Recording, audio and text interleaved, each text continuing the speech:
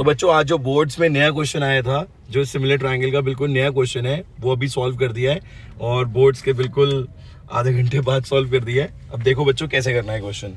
ठीक है, आपको प्रूव करना है bx इक्वल टू 4xy। ठीक है, मतलब आपको bx और xy में एक रिलेशन चाहिए और आपको गिवन जो है वो ax और xd है। देखो क्वेश्चन नया जरूर है बेटा, बट अप्रोच बिल्कुल सिंपल है। अब आप देखो से करना कैसे, इसमें कंस्ट्रक्शन तो आपको करनी पड़ेगी क्योंकि बिना पैरेलल ड्रॉ करे काम नहीं चलेगा। तो हम डीएम को, ये जो डीएम देख रहे हो ना आप, ये डीएम, ये हम बी वाई के पैरेलल ड्रॉ कर देंगे। ठीक है, तो हमने डीएम ड्रॉ कर दिया बी वाई के पैरेलल।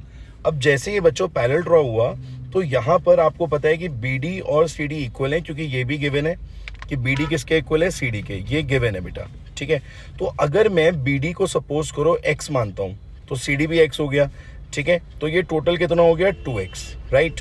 अब मैंने क्या करा, मैंने इसमें लगाया सिमिलर ट्रायंगल वाला कॉन्सेप्ट कि ये अगर मैं ट्रायंगल ले रहा हूँ बी सी एंड वाई, ठीक है, और ये अगर मैंने कॉमन एंगल ले लिया और ये मैंने ले लिया बच्चों कॉरस्पॉन्डिंग, तो ये दोनों एंगल्स हमारे एंगल से दोनों ट्रायंगल्स क्या हो जाएंगे, सिमिलर। ठीक है, ट्रायंगल्स के नाम आप समझ गए होंगे, मैं अब लिख नहीं रहा हूँ, सी डी एम और सी बी वाई।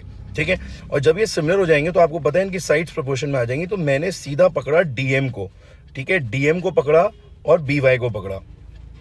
ठीक है, छोटे ट्रायंगल की छोटी साइड, तो इस छोटे वाले ट्रायंगल की छोटी side that is C D. ठीक है, और बड़े वाले ट्रायंगल की बड़ी side that is B C. तो बच्चों ये x/2x हो गया, मतलब ये कट के आ गया 1/2।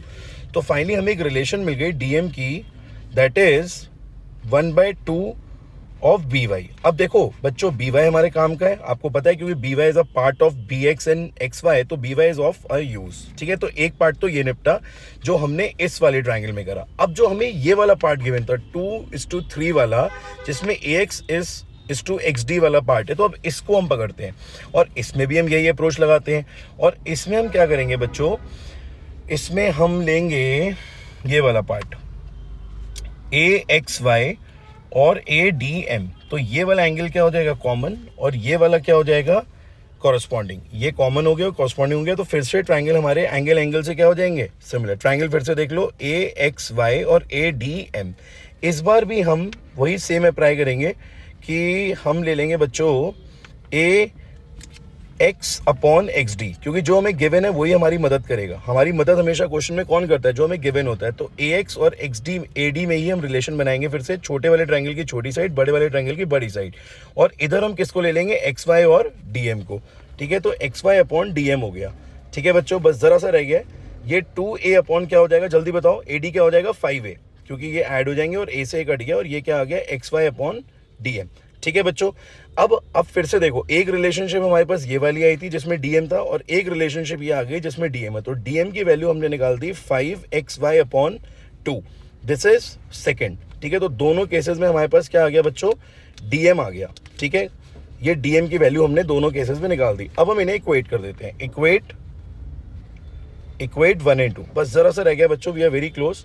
Half of B Y is equal to 5xy/2, 2 से 2 कट गया, तो B Y is equal to कितना आ गया, 5xy।